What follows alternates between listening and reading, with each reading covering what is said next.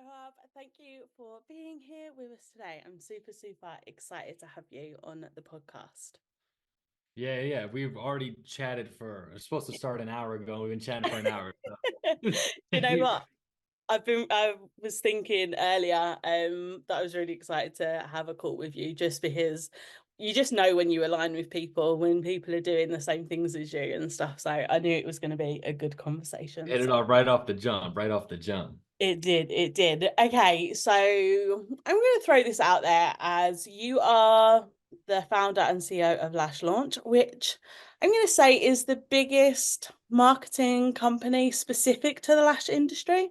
Would that be a true statement? It's a true statement. I stand by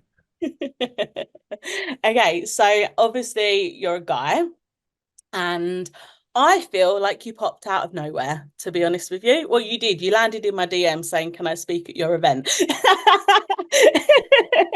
And Sounds right. Yep. I hadn't heard of you at all. And then I went finding things about you, and it was obviously an interesting look. We'll dive into that later. But how are you in the lash industry? How are you here? What's Yeah. No, for sure. Yeah. I did. I'm like, hey, I need to get on that stage, and we need to spread the message right here yeah. that success is possible, and let's crush it. But yeah, so pretty much, 3 years ago, I moved from Virginia to California with my girl at the time, and she was a lash artist. And this was right after COVID, probably like 6 months after.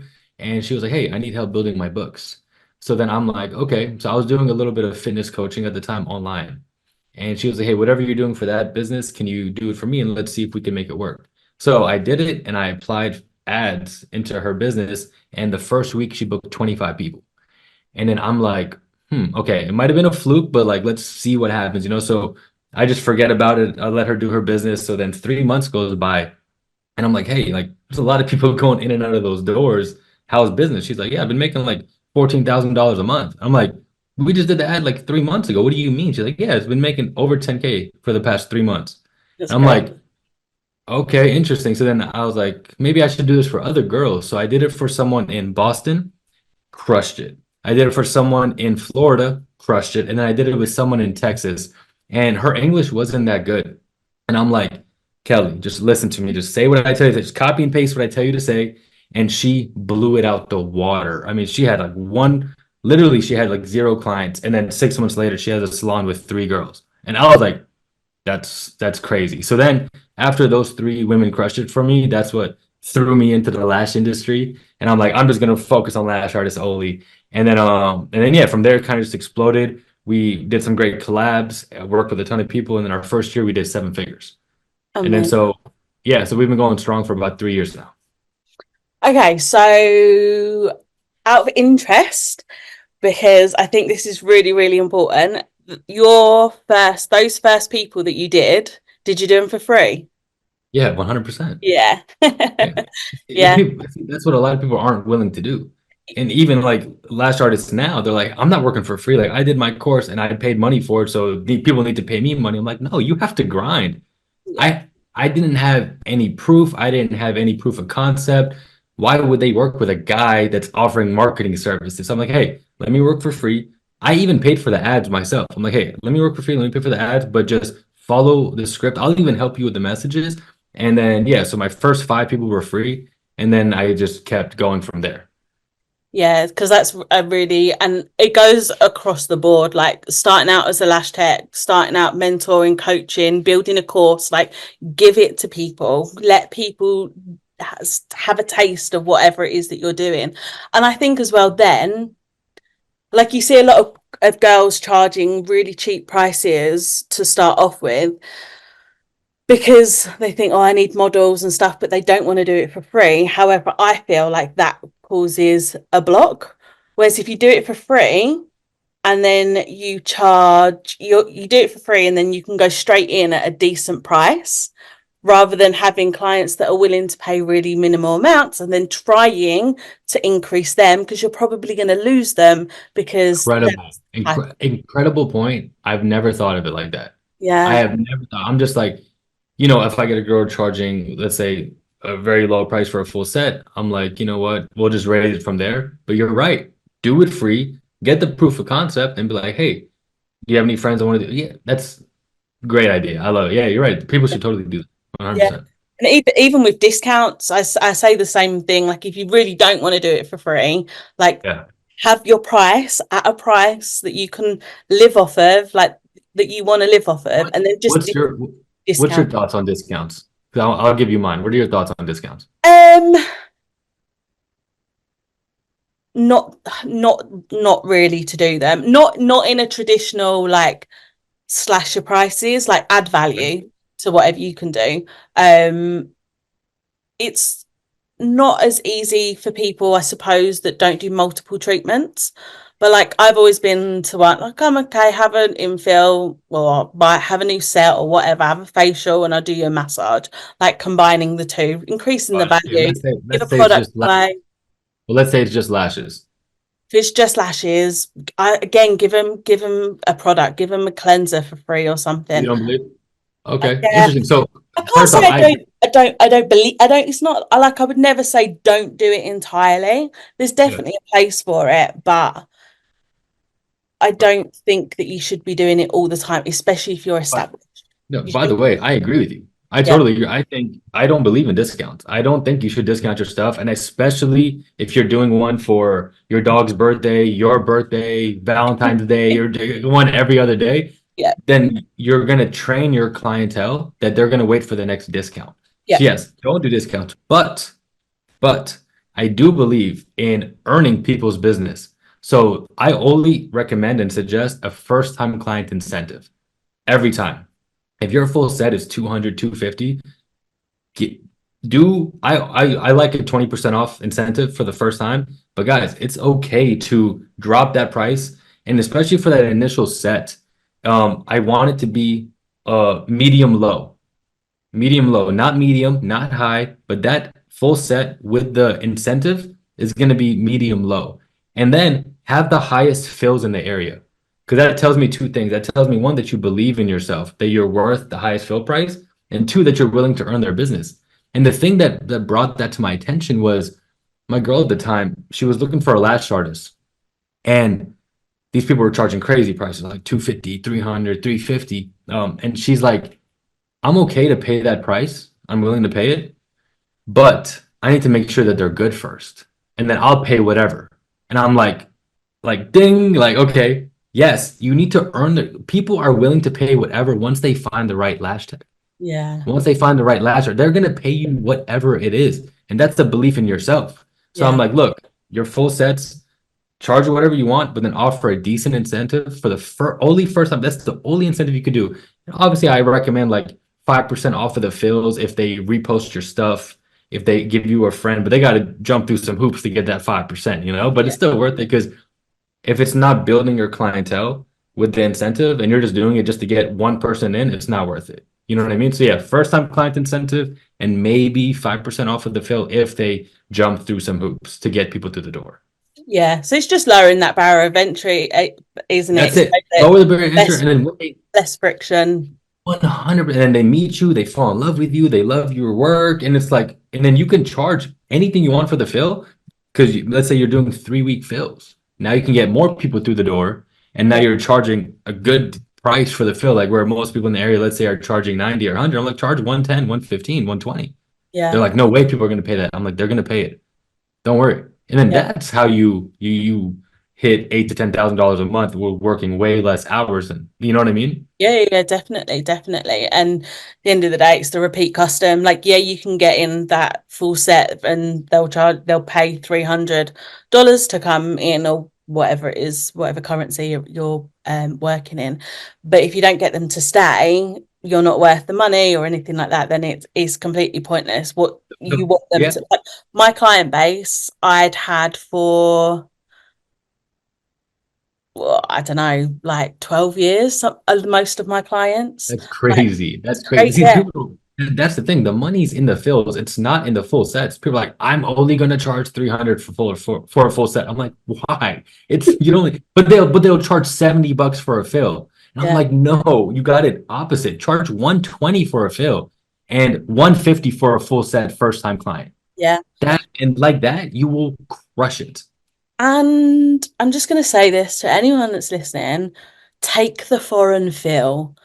That is a person that has had a really bad experience, and they are there and they are waiting for you to help them. Like, if that is your ideal client, like, take the And foreign. what are you gonna do with the removal? Are, What am I going to do with it? are you gonna charge a removal? No. Don't charge her.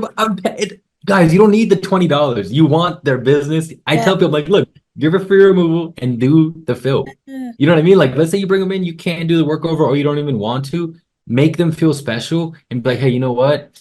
I use way better quality products than this. And I just want to make sure I take really good care of you. So what I'm gonna do is I'm gonna give you a free removal and a full set on me. Like, I got, like, not on me, but, like, with the incentive, like, I got you. They're gonna love you and stay with you forever. You're right. Oh my God, I'm so Yeah, glad you yeah. said that. And even like the policy thing, like, yes, have your policies. Everyone should have policies, but let's be flexible. Let's not charge the person who's come in for 2, 3 weekly fills for the last 4 years, and they've told you that their granddad's in hospital. Let them go. They are loyal. Let them have it. Like, send them Incredible some advice. flowers for being such Incredible an amazing advice. client and for going through something terrible. Like, let's look after them. Amazing, amazing advice. I am 100% on your. This is why we get along. I'm just like, guys, you can be flexible on the policies. You don't. Just because you wrote it down doesn't mean I'm so flexible with my policies. They're like, okay, when I raise my prices, does it mean I raise them for everybody? I'm like, yeah, if you want to, but if you got an OG client that's been with you for 5 years, probably don't raise the price on them. They've been really good to you. Like, Yeah, I have OG clients. I'm like, guys, I got you. Like, you know what I mean? And even when someone joins with me after the month or 3 months, I give them OG pricing because I'm like, yeah, like, you guys supported me. I appreciate you. It's my way of showing appreciation. I'll yeah, much rather give up a few $100 to earn the relationship with somebody. Everyone nowadays is so transactional. They get a message, they just send the booking link. They get a message and it's so dry. Like, you have to be like, transactional business is not going to be successful anymore. It has to be a relation. They have to fall in love with you, the artist, the person, the guy or girl behind the scene. It's not just there's a lash artist on every corner. That's not you just posting lashes and trying to get it's not going to work anymore. You have to build relationships and get people to know, like, and trust you. That's the only way to be successful now. and as well, like, that's acts as like a filter, because if you've got someone that's been watching you, they already like your personality, so, like, that they're probably going to be a really good fit for you because they're on the same wave, they're on the same vibe as you, because that's why they've booked in with you in the first place. So you're going to be attracting people that you're going to enjoy having in your business as And you're well. not gonna have to chase everybody. You're not gonna have to chase after a person that you don't even want. You're No. gonna be attracting people that want you, Yeah, 100%. Yeah, yeah, definitely. So, okay, I'm gonna ask you about, because we've spoke about this a little bit, but I'm gonna be really, really honest. So you Do landed in it. my DMs, or you did, or one of your team members did, and I don't know whether then you just started showing up, that whole, like, once you've seen something, you then see it everywhere. The red car Yeah, the thing. red car theory. Yeah, and she's got everywhere with that old red car theory, hasn't But she? you know whose theory that is, right? Yeah, yeah, yeah. No, Yeah, that's Tony Robbins. yeah, yeah, yeah, yeah, Yeah, yeah, yeah, yeah, yeah, yeah. when But she blew up though. Yeah, Last Niggas Lena's is the like on best. everywhere with it, isn't she? Oh yeah, she crushed it. I love it. I love it. I love Last Night. She's in Miami like myself, so Yeah, yeah. yeah. So I then started. I don't know if I don't know if I researched you. You just started popping up everywhere, but there was obviously a bit of negative stuff around what you were doing, like that whole "you're a scam" thing. Now, obviously, I'm in business. I understand Facebook ads. I knew what you were trying to do, but, like, as a business owner, like, I was like, "Whoa, that's got to be hard if you're seeing that," because it wasn't that people were coming out and saying, "Oh, you're a scam." It was like people asking, "Are you a scam?" Because Mhm. your results were so incredible. Like, I went through your Facebook page, and obviously you'd been really smart with the people that you were getting reviews. It was fairly new.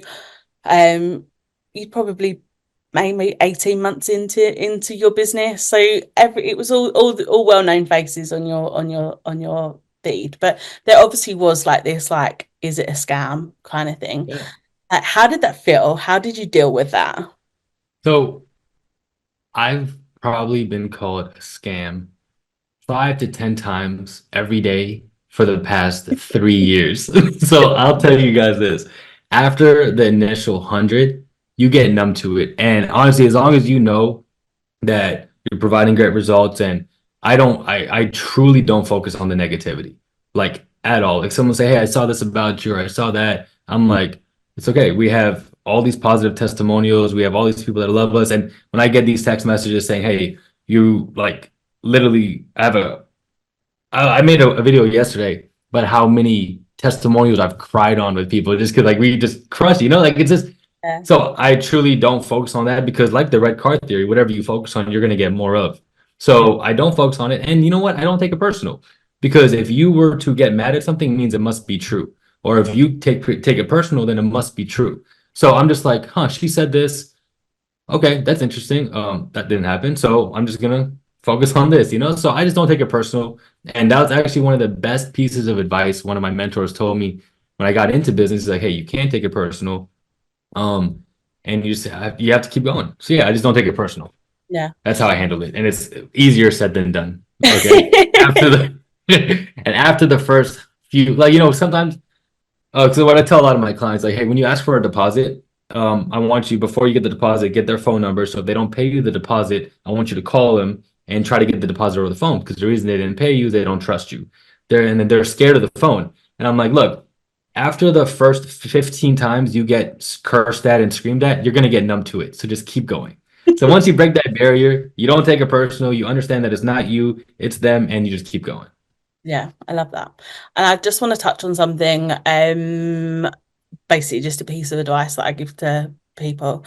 If you are message your clients when you finish a service with them within a couple of days to ask them for feedback, because that text message will either save you from losing a client or it will get you more clients because they're going to tell you, hey, my lashes have fallen out, I'm not happy. You can get them back in, you can fix it, or my lashes are amazing. And then you've got testimonials, you've got things that you can post that build trust and stuff with your audience. People, Incredible advice. Yes, yeah, I like that a lot. people forget that.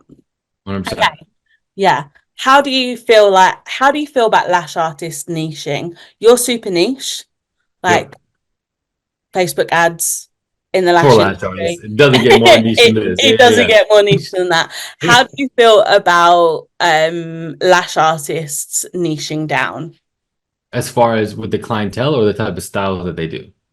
Um, probably a bit of both. Like I think it's probably one or the other. You niche down to a person or you niche down to a style. Style. Yeah. So, okay, most people, when you say niche down, they're gonna say, okay, I want the mom that is between 28 to 46 that earns over 6 figures, that is a busy professional. Okay. If every lash artist is going for the same clientele, then it gets very competitive. So as a lash, I don't think you should niche down on clientele, but you should definitely niche down if you want to on styles. Like you should have your specialty set. Like, hey, I'm the best at wispy. I am the best at rush, like lash maker. She's the best at Russian volume. No one's touching her on that. You know what I mean? Hey, I like people that want natural. So then once you niche down on the type of style that you're offering, then you start to attract the right clientele. If you're niching down on people that want classics, and you're getting more maybe nurses or people that they can't have too much. You know what I mean? So it just depends on the style you like to. I know a lot of girls are like, I don't even like doing classics. I get bored. Whenever someone comes in for a classic, I'm just gonna do a volume anyway. So just might as well just promote the volumes and promote that type of style, and that's gonna attract the type of clientele. Yeah. So I would, if you were to niche down, I would niche down on a style, a skill set, rather than a type of person. Does that also, if you have ambitions to further your career, that also is going to help you with that because you're going to become an expert in something which other lash artists will want to know how you've done it, how to create it. 100%, 100%. Yeah, so you want to be an expert at wispy. I mean, lash makers, bring her up again. I mean, Russian volume. If you need to learn Russian volume, you're gonna go to lash maker. If you need to learn wispy, you're probably gonna go to Lana Lashes. You Yeah, know, if you so it's just like you need to, yeah, you need to do niche down on your style and go all in on it. And then once you're ready to transition out of the chair, you can start to teach that specific thing that you are the best at, you know? yeah. How, so we spoke about mentorship before. How long would you say that you, not even mentorship, like, but personal development and stuff, like how long have you been in that world? Yeah, yeah. So I'm 27 now. My first run-in with personal development was when I was 19. Okay. Okay. So this is so probably it's going on 7 years now, about 8 years. I was doing overnight security and I just got done watching Sons of Anarchy for 12 hours straight. I was just watching Netflix all day at my job. I was not the best security guard. It was an overnight job. So I got done watching it. It was the last season. I got 12 hours of straight watching. That's all I would do at work. And then I'm like, okay, it's 1 a.m. now. What am I gonna do? I'm all bored. So I start scrolling on YouTube and I interviewed the 50 most influential people in the world, Tony Robbins, an hour-long video. And I watched it. And I'm getting goosebumps thinking about it because then I watched it. And the day was December 7th, 2017. And I will never forget that day because that was the day that changed everything for me. Because then it was his book, How to Money Master the Game.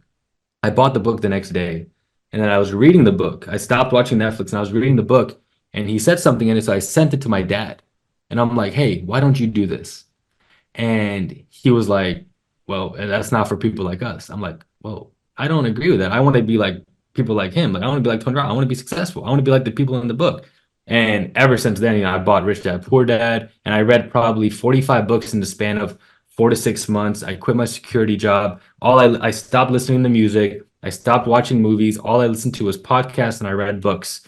And I did that for 6 months straight. And then I got a sales job on my way to sales, I'd listen to sales training. On my way back, I'd listen to sales. So I just immersed myself. And ever since then, I mean, I rarely listen to music. I don't watch Netflix. I don't watch TV. And all I do is personal. I mean, I have two libraries behind me. Like I love personal development. Like that's all I do with my time. What did your dad mean by that's not for people like us?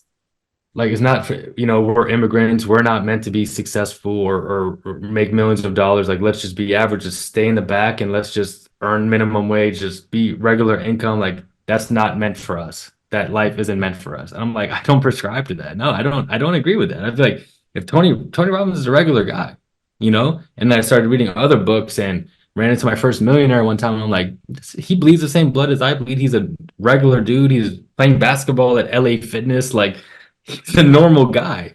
And once I got exposed to that this normal guy can do it, I can do it too. I can't unsee that. And Yeah. then my favorite law of the world is the law of exposure. Once you've been exposed to something, you can't be unexposed. I was exposed to a millionaire and I was exposed to what was possible. And I couldn't unsee that. So if I didn't work hard every day and progress every day, this is why so many people live with anxiety or depression or they don't feel good. It's because they might have been exposed to something and they're not listening to that voice in their head that's telling them like, hey, you're meant for more. You can do what that dude is doing. You can do what that girl's doing. Like you can do it too. But they just block that noise out and watch Netflix. They block that noise out and that's not for me. They block it out and you can't. You have to listen to that. Yeah. So I forgot the question. I got off on a tangent. But yeah, so I started off with when did you start in personal development, and then what did your dad mean from? oh yeah, yeah. So yeah, that's what he meant. Like it's not for people like us, not for immigrants. It's meant because I was born in Egypt and I moved to America in 2000 when I was 4 years old. So Okay. we had a tough come up. My parents had two, three jobs, raised five kids, and we didn't have a lot of money when we came here. So that living a millionaire lifestyle or being successful or owning a business, no, we're like employees. That's what he meant. Like you're an employee. You're not meant to be to have employees. So I wanted to really break that, and I was the first in my family to break that, thankfully. Incredible. What I'm just going to dive into a little bit of that. What was that like growing up, being an immigrant in the USA, like coming over from four when you were four? Like, what was that experience like? Okay, well, it wasn't the best experience, you Okay. know. Are you I comfortable never. talking about it? No, yeah, of Yeah. course, yeah, Yeah. yeah. It wasn't the best experience, you know. So we came here in the year 2000, okay, from Egypt as Muslims. 2001, 9/11 happened, Yeah. and the whole and so growing up wasn't the easiest. You know, you got bullied in school, got made fun of in school, and so growing up definitely wasn't the easiest. You know what I mean? Getting bullied all the time, but it obviously I have right on my micro edge, you know? It always made me work harder. It always made me want to push past everything. It always made me want to prove everyone wrong. So it gave me a certain edge that not a lot of people can have unless they grew up the way I grew up. You know, I always had enough. You know, we always had enough food. We always had a roof over our head. You know, grew up, I slept, it was three boys and two girls, me, my two brothers, and my two sisters. We were in like a one bedroom. My two sisters, mom and dad, slept in one mattress. Me and my brother slept in another mattress side by side on the floor. Okay, so that's kind of how we grew up initially. So you develop a certain edge like that. Yeah. And oh yeah, so yeah, like I had enough, but you know, I never could get the bike that I really wanted, or I never could. I remember one time that sticks with me, like me and my friends were doing flag football, and the membership for the flag football league was $60. And they did it, but I couldn't do it because we couldn't afford it. And they would come home and tell me about the game, and I'd be like, dang, like, I'll never forget that. I'm just like, I'll never forget me wanting to play flag football so bad and not being able to play it. So that's kind of how it was growing up, you know? Yeah, it's those moments stick with you, don't they? So Oh I man, you don't know what no, trauma or whatever is sticking with you until you really try to like, okay, why am I scared to speak on stage? Or why am I worried about this? Or why do I have anxiety when I think about this? You don't know what childhood thing happened to you. So it's good, really good to reflect and think about it. But that definitely is one of my biggest driving forces is like, I'm going to be sure that I'm never rejected again and that I can afford anything I need to afford, and my family will be able to afford anything we need to afford. So that definitely is the driving. Thankfully, I channeled that into something positive, yeah. which is work ethic, discipline, that immigrant edge that really drives me.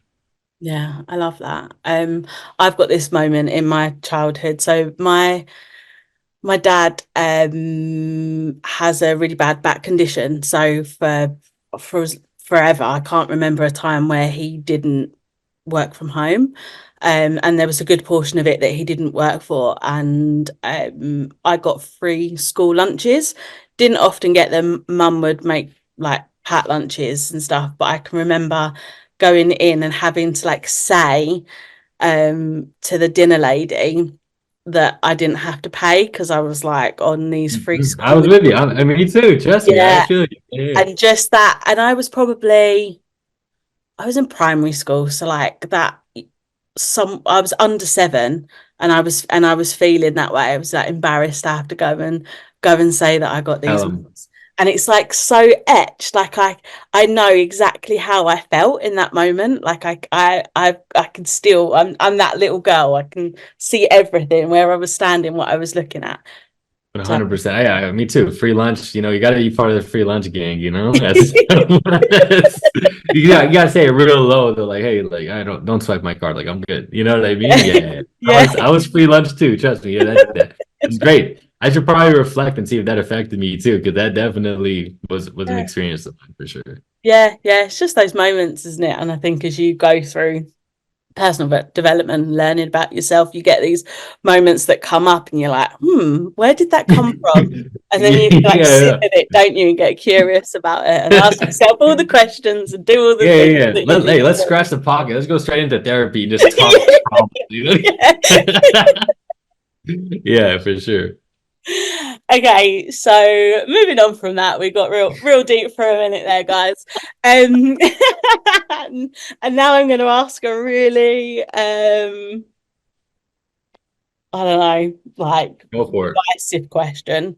There's a lot of talk in the industry about the whole 100K thing and money marketing. Like, people get very triggered, very upset when people talk about numbers. They find it offensive. I've seen multiple times it's like I unfollow everyone that mentions 100K. Like, it's a real thing at the moment. Like, what are your thoughts on it? Because I think this divide's only going to get bigger.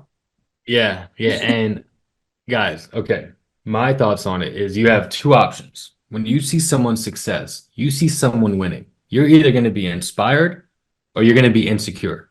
So if you see someone talk about their numbers, or you see a Rolex or a Lamborghini, or you see a private jet, or you see any sort of success, when I see that, I'm like let's go. Like I remember once, it's so random. Like I don't even like Jake Paul. Okay, I see Jake Paul and he like won a boxing match, and I was so happy for him. I don't know him. I don't even like watch his stuff, but I remember I'm like, dude, like you're doing what no one thought you could do. You went in there, you beat someone that no one ever expected. Like you're a YouTuber. What are you doing boxing? And I was so proud of him. He inspired me. I'm like, dude, I can do anything. If this guy is a YouTuber and box, if he can do it, I can do it too. So you're either going to be inspired or you're going to be insecure by someone's success. And if you're insecure by someone's success, you need to look at that and see what's making you insecure about it.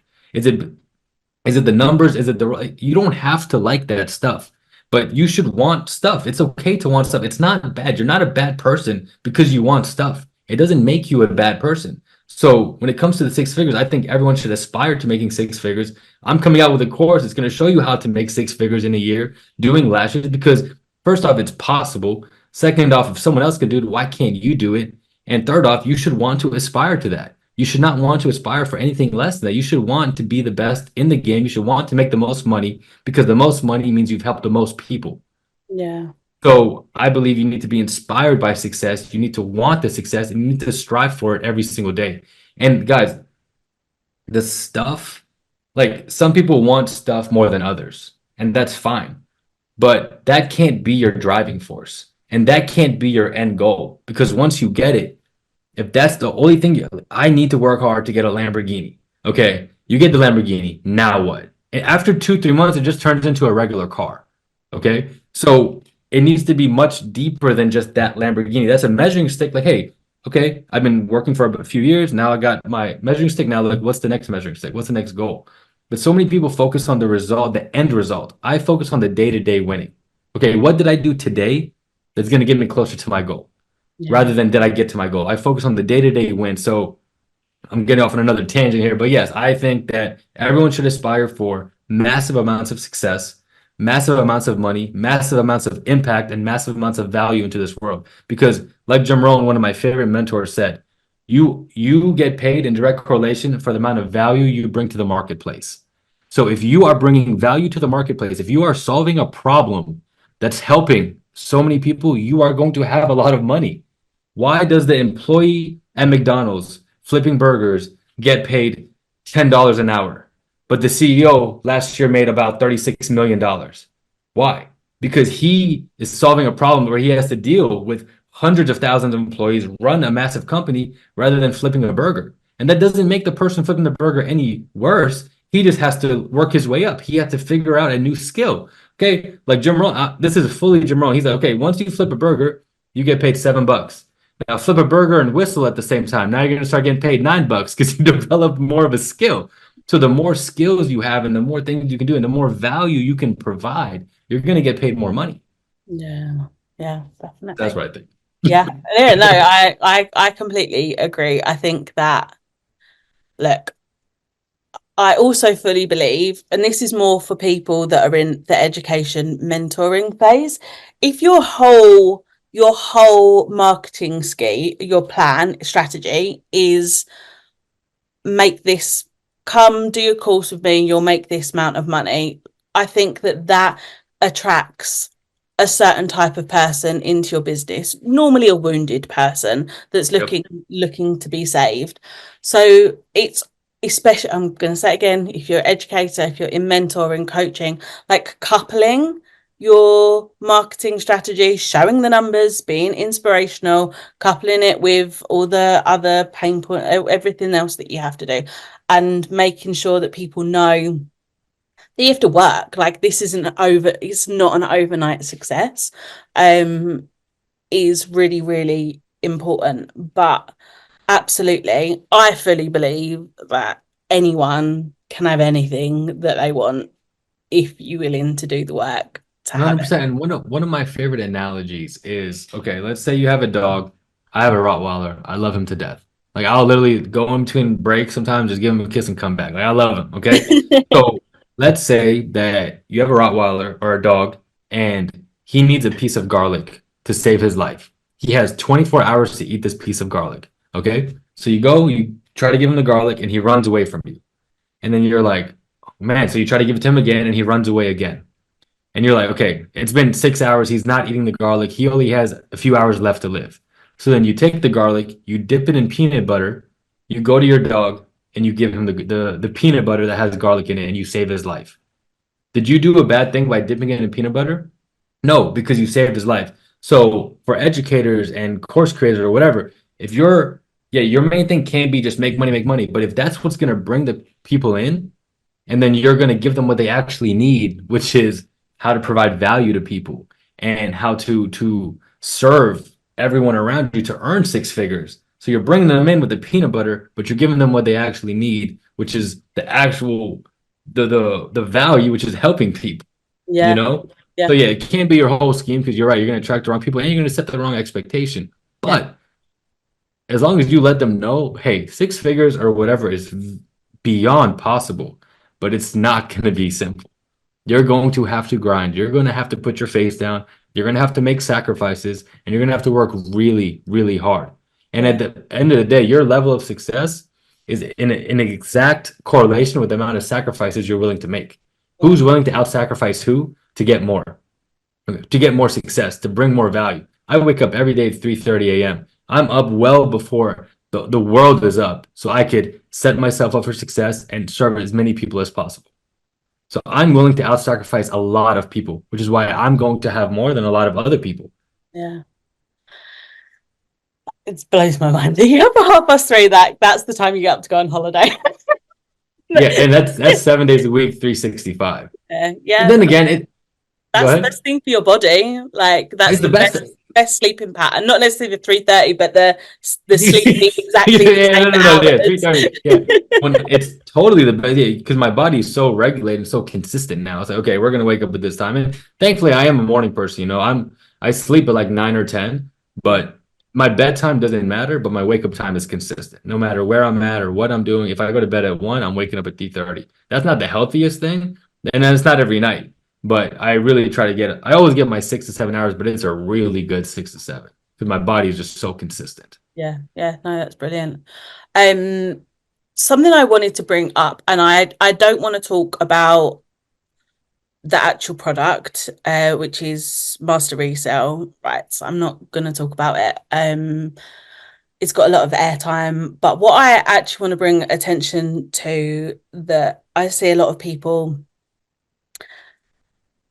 not talking about is the work that you have to do. So there's a lot of like bashing the Lash influencers for selling this course. So And can you explain to everyone what is the master resale? What is that? so Master Resale, right? So basically it's a digital course that teaches you digital marketing, but it's made from other people. They put master resale rights on it, which mean the people that buy it can resell it. So you're free to resell it however you want to sell it. You can add to it. You can keep it as it is, whatever you want to do. I haven't taken it, but I have had a lot of conversations about it. Um, and I get really frustrated with people saying about the Lash influencers selling it and this, that, and the other, because they see it that they're promoting an overnight success. What Yes. they're not, what people aren't putting two and two together with is the amount of effort and time that has gone into building that community and that social platform that is allowing them to sell that course in the way and the amount that they're selling it in. Like nothing is an overnight success. Like everything takes hard work. And if you see someone that's got a massive following, please know that takes a lot of work to get to that point. A lot of work and a lot of time. And then one thing that I wanted to bring up about that, because yeah, I started seeing that going around, and the the only I'm all for it if it's working and it's providing value.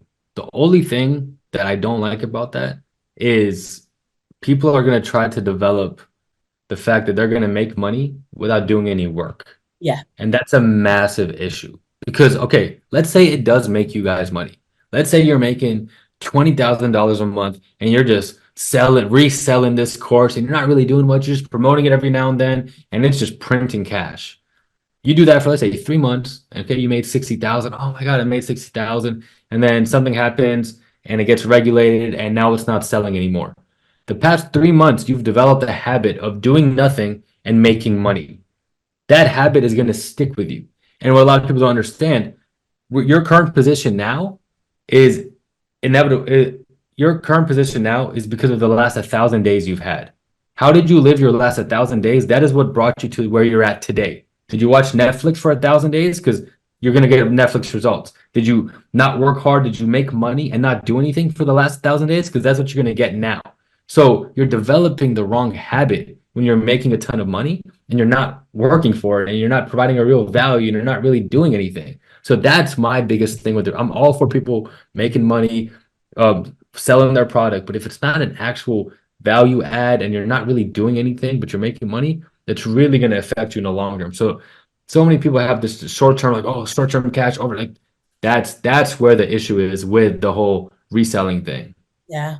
And I also the other thing I don't like is people will buy the same course from multiple people. That's the only other Yeah, thing that's that's that I a don't like about yeah. it. I just started seeing it going around. I don't know too much about it. I'm just, I'm gonna stay away from it. It's just Yeah, not yeah. it's not Like my thing. at the end of the day, you don't need it. Like you've got mentors that are teaching you everything that you need to know about it. You Is probably it is it Lash specific?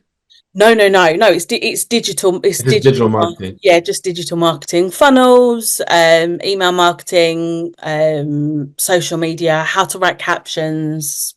So yeah, so I said social media. So everything that you need, and then how to create a digital product or course and sell it. Um, Interesting. so the content from what I've so we went around the coaching industry like earlier last year, and it's just hit the lash industry. The content's good. It's like the Just everyone's way different around it. perception Yeah, yeah, around yeah. it. Yeah. So it's just interesting. It's interesting for sure.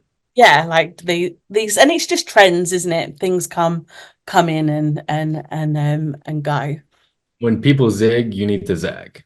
You need if I know. everyone is putting money into something, you should probably take your money out of it. Yeah, Everyone's doing something, you should probably not do it and figure out an alternative because there's always something. Yeah, all trends, they're trends at the end of the day. So yeah, I don't know too much about it to speak on it, but yeah. So yeah, yeah. No bashing. Like everyone do you. I've got a lot of respect for. Like I know what it goes into building a business and stuff. oh yeah, So hard hardest to build a brand and a following. Yeah, 100%. Yeah. But look, at the end of the day, if that course is helping people, then I'm all for it. I just don't yeah, know much about it, so I can't really speak on it. can't really speak on it. No, completely understand that. So, what has been your biggest struggle? So, like, you've gone from in the last 3 years, you've built a seven-figure business. That's really quickly.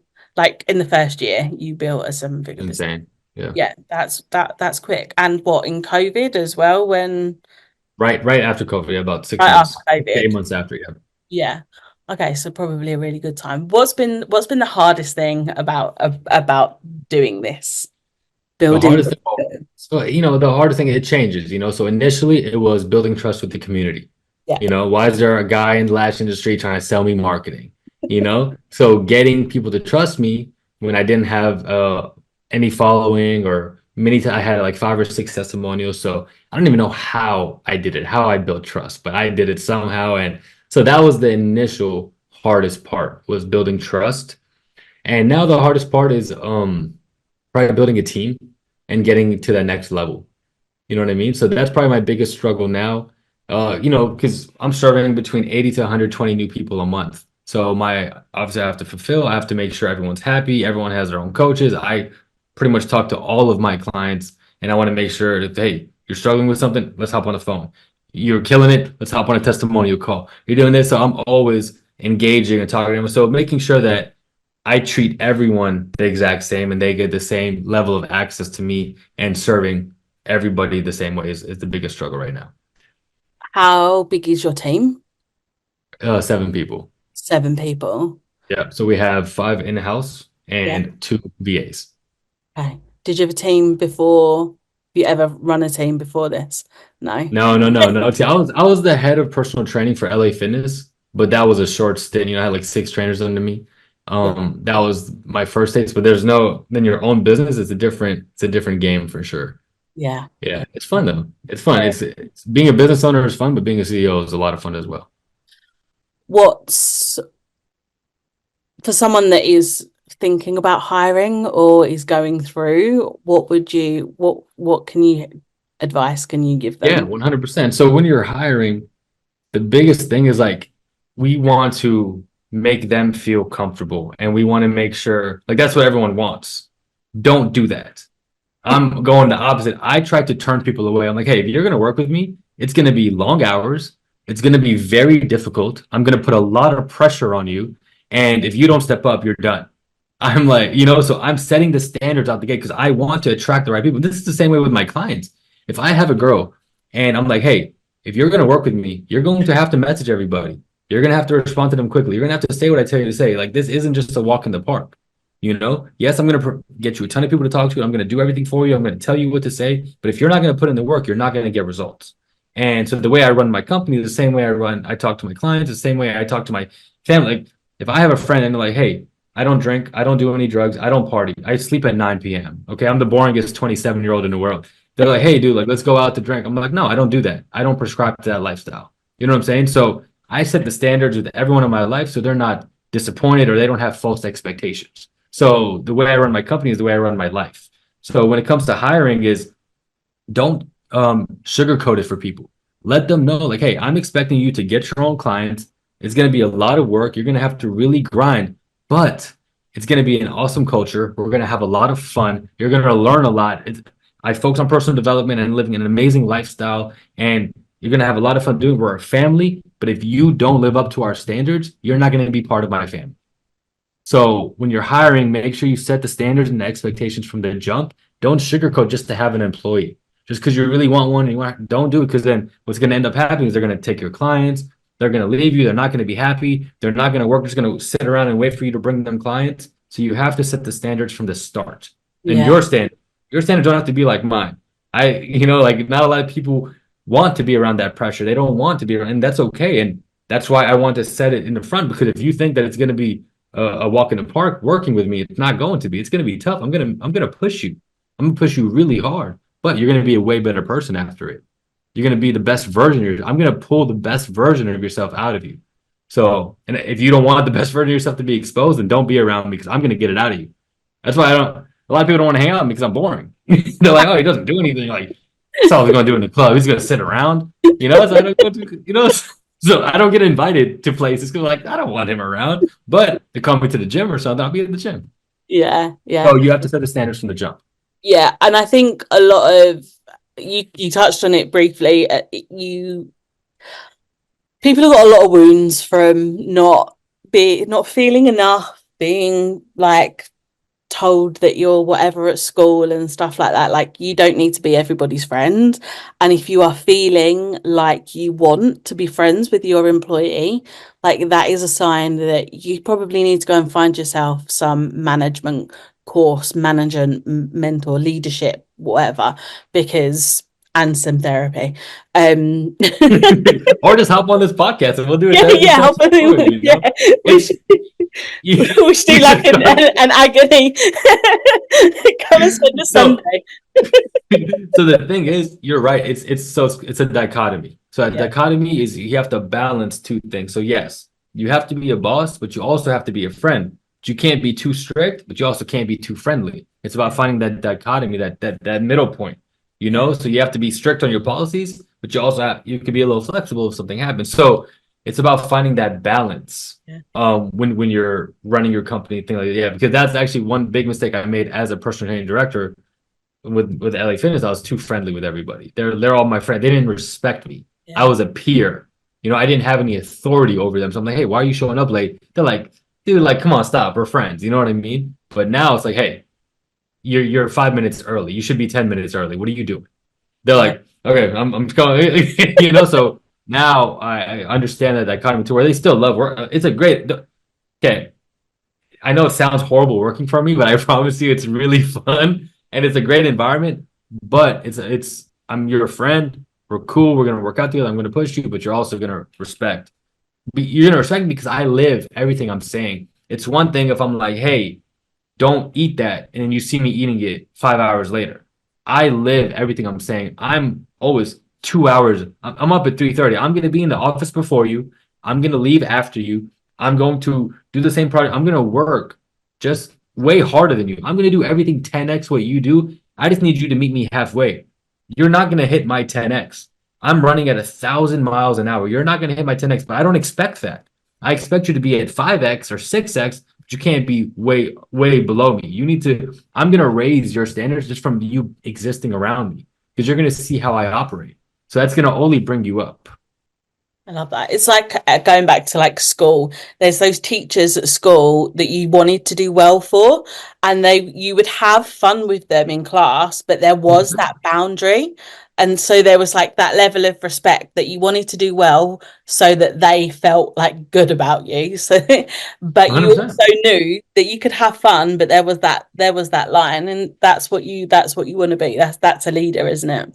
Because your And it comes, culture. it comes, and it comes. So with your hiring process should almost be like you're trying to scare them away. Honestly, it's like, hey, you're gonna have to work some hours. You're gonna have to really work hard. It's gonna be a fun culture, but it's gonna be we're very disciplined around here. Da, da. So it comes from the hiring. You can't set the wrong expectation. You have to set it from the jump, and whoever's willing to get past that threshold, they get past it, and that's how you're gonna fix the culture before it even has a problem. Yeah, yeah, I love that. That's really such a powerful message because I think that it's hard thinking about your first hire and managing a team and things like that. Like it Very is, difficult. It's scary yeah, too. scary. Yeah, because instantly it's like it's not just your bills that you're having to Oh my pay and God. That's the responsible. scariest. Yeah, People think it's about the money. No, like once you get to a certain point and you know you're good, it's like this person relies on me to take care of them. yeah, Yeah, that's the scariest thing for 100%. But that's why it's like, why do you keep working so hard? It's like it's way past myself. That's why I was telling you earlier. It's like, hey, you can't set your goal to be that Lamborghini or whatever that big goal is for you because once you hit it, you're going to stop working. But once you make it about other people, okay, I need to serve my clients at the highest level possible. It's not about me. I wake up at 3:30 a.m. I'm on calls with my Australian clients.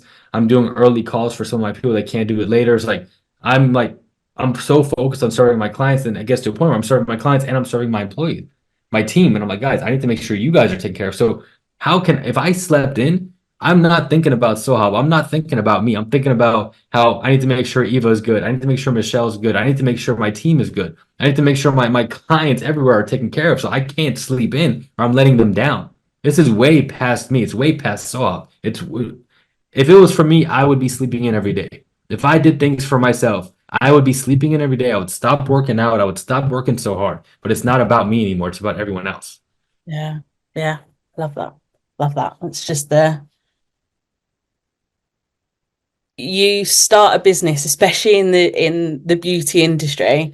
I think because of like what the beauty industry, especially in the UK, is seen as like you're school dropouts and all of that good stuff. It like sets that expectation. Yeah, I think that they're some of the most entrepreneurial people out there, yet they're not given the skills that they need to thrive. So they like build this business. They get to a point where they've got tons of clients, and then it's like, okay, well, I'm going to open a salon or I'm going to take on a team member. Mhm. Suddenly you've got a business, you've got a company, and you've had there's been no training, there's been no skills development because you've been working solo inside someone else's salon or whatever and stuff. So it is it it's such a fundamental part of having a business is learning and knowing the business skills, yet you have to go and find them and seek them out. And one thing that was really calming for me as a business owner when I was like 2, 3 years in just into my personal development journey, and I was around a few millionaires, my first few millionaires that I've ever been around, and I realized I'm like, no one knows what they're doing. Yeah. Nobody knows what they're doing. I've been around people that are making $1 million a year, $1 million a month, $1 million a day. I know people that have sold for 9 figures, $100 million exits. I've been around billionaires. One thing that's consistent is nobody knows what they're doing. They just do. That's the biggest difference from everybody. We just take, you and I were talking about, you have to be delusional to be successful. You have to have some level of delusion to think you're worth $1 billion. Like, what? Why is Elon Musk worth what makes him worth 300? He had to think he was worth it, So it's like Like a you L'Oreal have to have advert. you have to have some level of delusion to think that you're worth it. Um, I forgot my train of thought. What was the question again? Or what was it? Oh yeah, yeah. Wait, what was it? We were talking about business skills, leading a team, um, knowing that you have to go. Well, I started out, you have to go out and find the business skills because they're Oh not yeah, just, no one knows what they're doing. everyone Yes, knows no one. what they're doing. Yeah. Nobody knows what they're doing. So once I figured that out, I'm okay, but what's the difference? They do, they Yeah. fail, they figure it out. Who's willing to fail faster and fail more? That's what's going to get you to success. And I think as well, like it's living on the edge, on your edge, out of your comfort zone the whole time. Like if you are that person that is constantly striving for more, as soon as you feel that comfort, that ease, it's like, okay, onto the next thing, onto the so you're constantly like a So duck out of water, fish out of water, whatever. Like that's how you're so constantly living. what I like to do, what I like to say is every day you have to live with a little bit of FUD, okay? Fear, uncertainty, and doubt. Okay. Every single day, no matter what level you're at. If you're making $1,000 a month, $1,000 a day, 10,000, 15,000 a month, it does $1 million a month, $20 billion, you're gonna live with a little bit of FUD every day. Fear, uncertainty, and doubt. And by the way, that's how you know you're doing something right. If you don't wake up every day and have a little bit of like, oh my God, I don't know if today's gonna work out. I don't know if this is the right thing to do. I can't believe I just invested in that. I can't believe I just did that. If you don't live with just a little bit of that every single day, you're not doing enough. You're just living in the comfort zone and you're not going to move forward. So a lot of people think because they're scared, because they're uncertain, because they're doubtful that they're doing something wrong. No, that means you're doing something right. That means you're pushing yourself, means you're growing, means you're moving forward. If you're comfortable all the time, you are not, it's so cliche, but nothing grows in the comfort zone. You have to have a little bit of fun, but the goal with that is your stress management. You have to learn how to live with it because it's not going to go away. Breaking news, warning, newsflash, your fear, uncertainty, and doubt is not going anywhere. So you have to learn how to manage it and how to live it. You can't let it, because what FUD's going to do, it's either going to break somebody and then they're going to go get a regular job and get into that comfort zone, or it's going to push them and drive them. So you have two FUDs either going to break you. Like, look, what does pressure do? It either makes diamonds or it bursts pipes. And that's exactly what FUD's going to do to you. It's either going to burst your pipe or it's going to make you a diamond. So you have to understand that it's okay and it's normal. You need that FUD inside you, but you have to be able to live with it and manage it. And don't let it stop you. Let it drive you. Yeah. Even today, like I was voice noting my mentor about something that I want to do. And as I was speaking it out, I was like, This is just me stepping outside of my comfort zone. And Yep, even in that yep, moment, I was like, okay, I need to do this thing yep. because I'm not doing it because I'm living comfortably right now. So yeah, it's interesting. And I think that's the power of having mentors. It's the power of having business friends that are doing the same thing as you as well, is having those people that you can go and speak things out to that understand it and get it, because family, close, like friends you've grown up with, aren't always going to be the right people to do that Aren't with. always. They never will be. They never will be. They won't ever understand it. You know, some friends might make it with you, but family, my parents probably still think I'm like in college or something. They don't even know what I do. They just know that I'm okay and I'm healthy and that's all they care about. They don't even know anything that's going on. They'll never understand it. They'll Yeah, just say, "What do you don't work, you're not a doctor, you don't work for a company, you don't like they won't get it and they don't have to get it. You know what I mean? They don't have to understand it. It's a you're doing something that you like you and I were talking about earlier. You're breaking the family tree. You're the one in your family that's gonna change the trajectory for the rest of your life. Like yeah, my nephews and nieces, if it wasn't for me, my kids, my nephew nieces would just be employees. They would just be immigrants that are just not meant for more, just to be a regular employee, maybe even a doctor or something, but they won't. I'm the first business owner in my family. So yeah, now they can use my cool uncle. Look at what my cool uncle is doing. What does he do for a living? Oh, he has a company, a business. What's a business? Then they're gonna ask me questions, then they're gonna be exposed to another life. And yeah, so, but if it wasn't for me, they would just be regular employees. They would just have 9 to 5s. And there's nothing wrong with that, but if that's they don't even know what the other possibilities are. So that's why when you back to your point about 6 figures in a year, if we're not even talking about it or showing people that it's possible, they won't even understand that they can do it. They won't be inspired by it. So you have to talk about it no matter what people say. It doesn't matter if they're hating on it or they're saying don't talk numbers or no, it doesn't matter. If you're not talking about it, then no one's gonna know that it's possible. yeah. I love that. I love that. So I'm gonna wrap this up because Yeah, we're going. We we've go. been talking. I Guys, feel like we're gonna. this has only been 50 minutes. We've been talking for the past 2.5 hours. First time meeting, by the way, two and a half Yeah, hours yeah. going at it. I love that. So, one piece of advice that you want to leave with Lash artists. One piece of advice I want to leave with Lash artists is you have one decision to make, and it's going to be you're going to be either inspired or you're going to be insecure. And I feel like that was a theme of what we're talking about today. And choose to be inspired.